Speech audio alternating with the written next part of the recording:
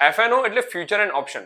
આમાં તમે direct share નથી ખરીદતા, પણ આમાં તમે એક કોન્ટ્રાક્ટ કરો છો. તો ફ્યુચર કોન્ટ્રાક્ટમાં તમે કોઈ પણ એક એસેટ્સ, તમે એક ભાવ નક્કી કરો કે આ પ્રાઇસ ઉપર હું ફ્યુચરમાં પરચેસ કરીશ, એવી તમે એક ડીલ નક્કી કરો છો. અને ઓપ્શનમાં તમને રાઇટ્સ મળે છે, કોઈ ઓબ્લિગેશન નહીં કે તમે ફ્યુચરમાં બાય પણ કરી શકો અને સેલ પણ કરી શકો.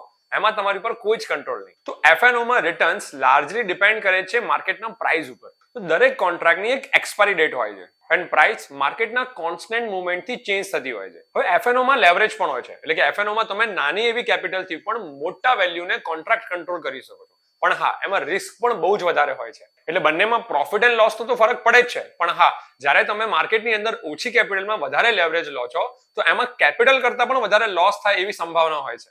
તો એફએનઓ નો ઉપયોગ હેજિંગ માટે કે પછી પ્રાઇસ મુવમેન્ટમાં પાર્ટિસિપેટ કરવા માટે સૌથી વધારે થાય છે. આ વસ્તુ બધા માટે સુટેબલ હોય તેવું જરૂરી નથી, પણ એના માટે કોન્સેપ્ટ ક્લેરિટી બહુ જ જરૂરી છે.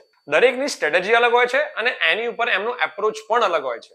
એટલે કોઈ પણ ડિસિઝન લેતા પહેલા પ્રોપર રિસર્ચ અને રિસ્ક મેનેજમેન્ટ બહુ જ જરૂરી છે. Investments in securities market are subject to market risk. Read all the related documents carefully before investing.